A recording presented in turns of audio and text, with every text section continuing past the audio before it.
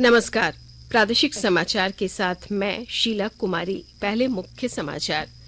विश्व प्रसिद्ध देवघर श्रावणी मेला का आज गोड्डा सांसद निशिकांत दुबे और राज्य के कृषि मंत्री बादल ने किया शुभारंभ। केंद्र सरकार देशवासियों में देशभक्ति की भावना जागृत करने और तिरंगे के प्रति जागरूकता लाने के उद्देश्य से हर घर तिरंगा अभियान शुरू करेगी। मुख्यमंत्री हेमंत सोरेन ने कहा, केंद्र सरकार का सहयोग मिलता रहा तो अगले 5 वर्षों में झारखंड देश के अग्रणी राज्यों में हो जाएगा शामिल।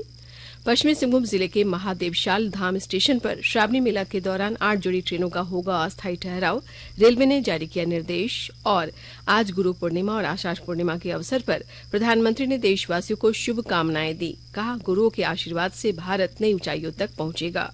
और अब समाचार विस्तार से। विश्व प्रसिद्ध श्रावणी मेला आज से देवघर के बैद्यनाथ धाम मंदिर में शुरू हो गया। महीने भर चलने वाले इस मेले का शुभारंभ गोड्डा के सांसद निशिकांत दुबे और राज्य के कृषि मंत्री बादल ने किया। देवघर के उपायुक्त मंजुनाथ भजयंत्री ने कहा कि कड़ी सुरक्षा के बीच मेले की तैयारियां पूरी कर ली गई है। कोविड महामारी के कारण 2 साल बाद मेले का आयोजन किया गया है। कांवड़ियों के लिए शिविरों में स्वास्थ्य सुविधाएं उपलब्ध कराई गई है। मेला का समापन 12 अगस्त को होगा। इधर श्रावणी मेला को देखते हुए दुमका जिला प्रशासन ने भी कांवड़ियों और भक्तों की सेवा, सुरक्षा और सुविधा के व्यापक इंतजाम किए हैं। श्रद्धालुओं से कोरोना प्रोटोकॉल का पालन कराने के लिए प्रशासन ने तैयारी की है। क्षेत्र में कोरोना टीकाकरण कैंप भी लगाया गया है। आपको बता दें कि कोरोना महामारी के कारण 2 साल तक श्रावणी मेला नहीं लगा था। इस बार 2 साल बाद मेला लग रहा है। इससे मंदिर के पंडों, शिव भक्तों और छोटे बड़े सभी कारोबारियों में उत्साह है। खूंटी जिले में स्थित अमरेश्वर धाम में सोमवारी को लगने वाली भीड़ को देखते हुए सुरक्षा के कड़े इंतजाम किए गए हैं। विस्तृत जानकारी दे रही हैं हमारी संवाददाता। खूंटी जिला का आमरेश्वर धाम प्राचीन शिवलिंगों में से एक माना जाता है। रांची सिमडेगा सड़क मार्ग के किनारे बसा अंगराबारी गांव में स्थित इस शिवलिंग का नाम आमरेश्वर धाम के नाम से प्रचलित है। आमरेश्वर धाम नाम के पीछे की वजह है स्वयंभू शिवलिंग। यह शिवलिंग आम के पेड़ के नीचे अवस्थित है। धीरे धीरे इस जगह पर मंदिर निर्माण कराया गया, लेकिन वृक्ष को क्षति नहीं पहुँचाई गयी। कुल 8 मंदिर इस परिसर में अवस्थित है और सारे मंदिरों का निर्माण भक्तों द्वारा बनवाया गया है। लगभग 2 वर्षों से कोविड को लेकर मंदिर परिसर में भगवान के दर्शन आम लोगों के लिए निषेध किए गए थे। उसके बाद 2022 में उम्मीद की जा रही है कि भारी संख्या में शिव भक्त बाबा आमरेश्वर धाम पहुंचेंगे और बाबा का जलाभिषेक करेंगे। भारी भीड़ को देखते हुए जिला प्रशासन ने सुरक्षा के पुख्ता इंतजाम किए हैं। प्रत्येक सोमवारी को अतिरिक्त 40 मजिस्ट्रेटों की तैनात की गई है। ज्योत्सना शीला, आकाशवाणी समाचार, खूंटी। संसद का मानसून सत्र 18 जुलाई से शुरू हो रहा है। सरकार ने मानसून सत्र से पहले रविवार को सर्वदलीय बैठक बुलाई है। संसदीय कार्य मंत्री प्रहलाद जोशी की ओर से बुलाई गई इस बैठक में सभी राजनीतिक दलों के नेताओं को आमंत्रित किया गया है।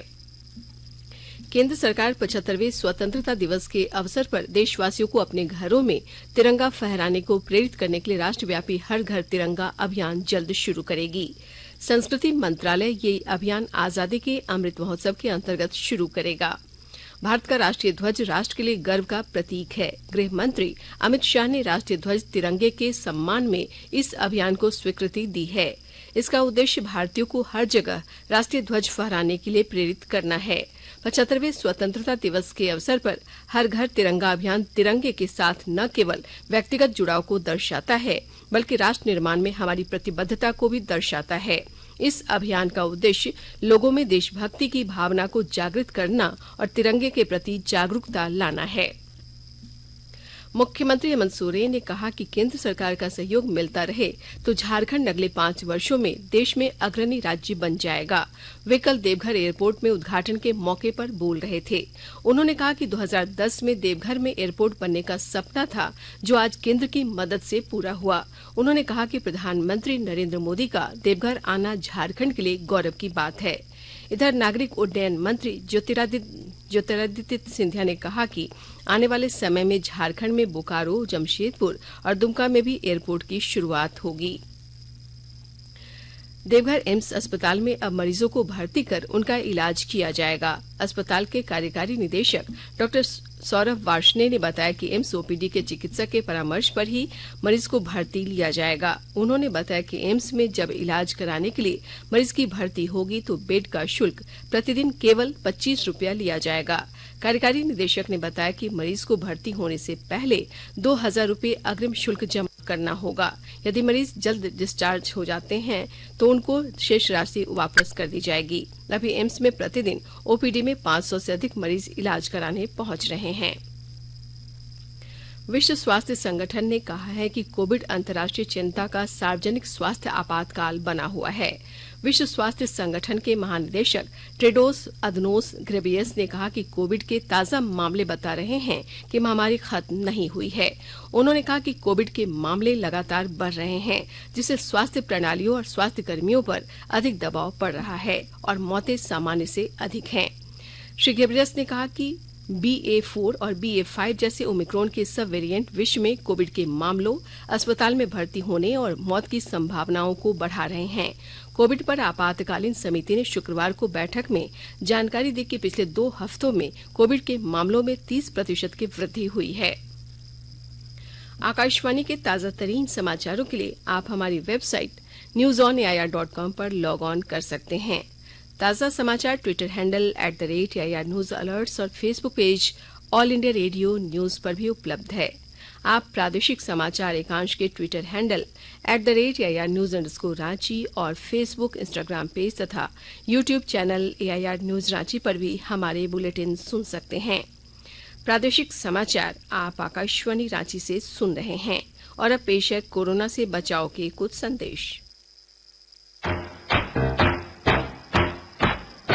चलो मिलकर एक शुरुआत करें, चलो एक फैसला आज करें, मास्क नहीं तो टोकेंगे, कोरोना को रोकेंगे, चलो एक वादा करते हैं, चलो कुछ वादा करते हैं, मास्क नहीं तो टोकेंगे, कोरोना को रोकेंगे। भारत सरकार द्वारा जनहित में जारी। कोविड-19 से बचाव और सुरक्षित रहने के 3 उपाय। मास्क लगाएं, 2 गज दूरी है जरूरी, सुरक्षित दूरी रखें, हाथ और मुंह साफ रखें।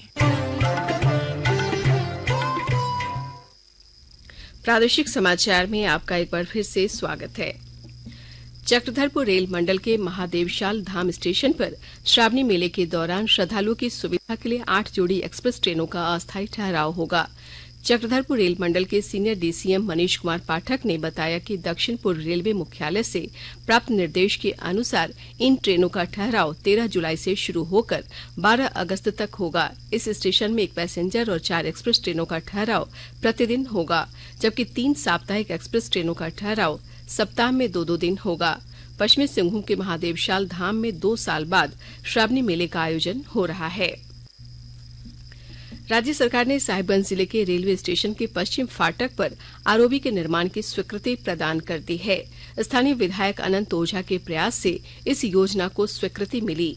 लगभग 23 करोड़ 41 लाख 68 हजार रुपए राज्य सरकार और शेष केंद्र के सहयोग से कुल 38 करोड़ 24 लाख 78 हजार रुपए की प्रशासनिक स्वीकृति मिल गई है।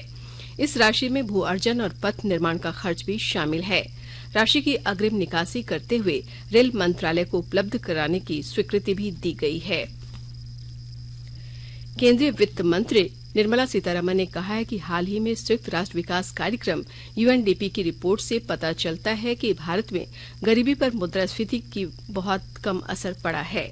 वित्त मंत्री ने ट्विटर पर UNDP की रिपोर्ट का हवाला देते हुए कहा कि चिन्हित आबादी के खातों में नकद राशि हस्तांतरित करने से मूल्य वृद्धि से निपटने में मदद मिली है। उन्होंने कहा कि भारत में कोई भी व्यक्ति $1.9 प्रतिदिन के गरीबी रेखा के पैमाने से नीचे नहीं जाएगा। धनबाद जिले के बलियापुर क्षेत्र के प्रधान खंता रेलवे स्टेशन पर दक्षिण केबिन सिंदरी लाइन के पास रेल अंडरपास कार्य के दौरान कल रात मिट्टी का मलबा गिरने से 4 मजदूरों की दबकर मौत हो गई। मलबे में दबने वाले मजदूरों में निरंजन महतो, पप्पू कुमार महतो, विक्रम कुमार महतो और सौरभ कुमार घीवर शामिल हैं। कार्य के दौरान रेलवे के कई अधिकारी नहीं थे। लगभग 12:30 बजे रात धनबाद रेल मंडल के DRM आशीष बंसल और रेलवे के अन्य अधिकारी घटना स्थल पर पहुंचे। इस दौरान लोगों ने उन्हें मुआवजे की मांग को लेकर घेर लिया। वे मृतकों के परिजनों को 20 लाख रुपए मुआवजा और परिवार के एक सदस्य को नौकरी देने की मांग कर रहे थे। डीआरएम ने कहा कि प्रावधान के तहत उन्हें मुआवजा दिया जाएगा। दिल्ली पुलिस ने हत्याकांड के एक मामले में गोड्डा आकर अभियुक्त को गिरफ्तार किया है। दिल्ली के गोविंदपुरी थाना की पुलिस ने गोड्डा जिले की पुलिस की मदद ली। दिल्ली पुलिस आज गोड्डा कोर्ट में पेशी के बाद हत्या के आरोपी को साथ ले जाएगी। पुलिस के अनुसार गोविंदपुरी दिल्ली के संजीव कुमार की हत्या उसकी 2 पत्नियों ने योजना बनाकर कराई। उसकी एक पत्नी के फुफेरे भाई ने इस हत्या को अंजाम दिया। दोनों पत्नियों से पूछताछ के बाद इस हत्याकांड का पुलिस ने खुलासा किया। सरायकेला खरसावां जिले में वज्रपात से बचाव को लेकर उपायुक्त अरवा राजकमल ने कल जागरूकता रथ को हरी झंडी दिखाकर रवाना किया। ये रथ जिले के विभिन्न प्रखंडों के भ्रमण कर आम लोगों को वज्रपात से बचाव को लेकर जागरूक करेगी। उपायुक्त ने कहा कि जिले में वज्रपात की घटनाएं काफी होती हैं, इसलिए ये जागरूकता रथ रवाना किया जा रहा है ताकि कम से कम क्षति हो। वज्रपात होने पर क्या करें और क्या नहीं करें, इसे आम लोगों को प्रचार के माध्यम से जागरूक किया जाएगा। 6,415 अमरनाथ यात्रियों का 14वां जत्था आज सवेरे 258 वाहनों के काफिले के साथ जम्मू में भगवती नगर आधार शिविर से पहलगाम और बालतल के शिविरों के लिए रवाना हुआ। इनमें से 3,987 तीर्थयात्री परंपरागत पहलगाम चंदनवाड़ी मार्ग से पवित्र गुफा में जाएंगे, जबकि 2,428 यात्रियों ने बालतल का छोटा रास्ता अपनाया है। पहलगाम के नुनवान आधार शिविर से 4,091 तीर्थयात्रियों का नया जत्था आज सवेरे चंदनवाड़ी के लिए रवाना हुआ। इस मार्ग पर पवित्र गुफा के सभी पड़ावों पर मौसम साफ है। 10,480 यात्री आज सवेरे 7 बजे बालतल आधार शिविर से पवित्र गुफा के लिए रवाना हुए। आज गुरु पूर्णिमा का पर्व धूमधाम से मनाया जा रहा है। इसे व्यास पूर्णिमा भी कहा जाता है और ये पर्व आध्यात्मिक और शैक्षिक गुरुओं को समर्पित है। इस अवसर पर लोग अपने उन गुरुओं को याद करते हैं जिनके मार्गदर्शन और आशीर्वाद ने उनके जीवन को दिशा दी। भगवान बुद्ध ने बोधि वृक्ष के नीचे ज्ञान प्राप्ति के बाद इस अवसर पर अपना पहला प्रवचन दिया था। इस अवसर पर प्रधानमंत्री नरेंद्र मोदी ने देशवासियों को शुभकामनाएं दी हैं। ट्वीट में श्री मोदी ने कहा कि आज के दिन सभी अनुकरणीय गुरुओं के प्रति कृतज्ञता व्यक्त की जाती है, जिन्होंने लोगों के जीवन को प्रेरित किया और शिक्षित किया। उन्होंने कहा कि भारतीय समाज शिक्षा और ज्ञान को बहुत महत्व देता है। उन्होंने आशा जताई कि गुरुओं के आशीर्वाद से भारत नई ऊंचाइयों तक पहुंचेगा। प्रधानमंत्री ने आषाढ़ पूर्णिमा के अवसर पर भी लोगों को शुभकामनाएं दी हैं। और अब संक्षिप्त खबरें। सरायकेला खरसावां जिले के उपायुक्त अरवा राजकमल ने कल जनता मिलन कार्यक्रम में फरियादियों की समस्याएं सुनी और उसके निष्पादन के लिए पदाधिकारियों को निर्देश दिया। हजारीबाग जिला सूचना एवं जनसंपर्क कार्यालय के सहयोग से तरंग ग्रुप ने बड़कागांव प्रखंड की विभिन्न पंचायतों में जागरूकता अभियान चलाकर राज्य सरकार की जन कल्याणकारी योजनाओं तथा कोरोना संक्रमण से बचाव की जानकारी दी। झारखंड विधानसभा की प्राक्कलन समिति ने कल जिला और पुलिस प्रशासन के साथ बैठक कर संचालित योजनाओं की कार्य प्रगति की समीक्षा कर योजनाओं को समय पर पूरा करने का निर्देश दिया। पश्चिमी सिंहभूम जिले के छोटा नागरा थाना क्षेत्र में कल शाम एक सड़क दुर्घटना में एक युवक की मौत हो गई, जबकि एक महिला घायल हो गई। अंत में मुख्य समाचार एक बार फिर। विश्व प्रसिद्ध देवघर श्रावणी मेला का आज गोड्डा सांसद निशिकांत दुबे और राज्य के कृषि मंत्री बादल ने किया शुभारंभ। केंद्र सरकार देशवासियों में देशभक्ति की भावना जागृत करने और तिरंगे के प्रति जागरूकता लाने के उद्देश्य से हर घर तिरंगा अभियान शुरू करेगी। मुख्यमंत्री हेमंत सोरेन ने कहा, केंद्र सरकार का सहयोग मिलता रहा तो अगले 5 वर्षों में झारखंड देश के अग्रणी राज्यों में हो जाएगा शामिल। पश्चिमी सिंहभूम जिले के महादेवशाल धाम स्टेशन पर श्रावणी मेला के दौरान 8 जोड़ी ट्रेनों का होगा अस्थायी ठहराव, रेलवे ने जारी किया निर्देश। और आज गुरु पूर्णिमा और आषाढ़ पूर्णिमा के अवसर पर प्रधानमंत्री ने देशवासियों को शुभकामनाएं दी। कहा, गुरुओं के आशीर्वाद से भारत नई ऊंचाइयों तक पहुंचेगा। इसके साथ ही आकाशवाणी रांची से प्रादेशिक समाचार का ये बुलेटिन समाप्त हुआ। नमस्कार।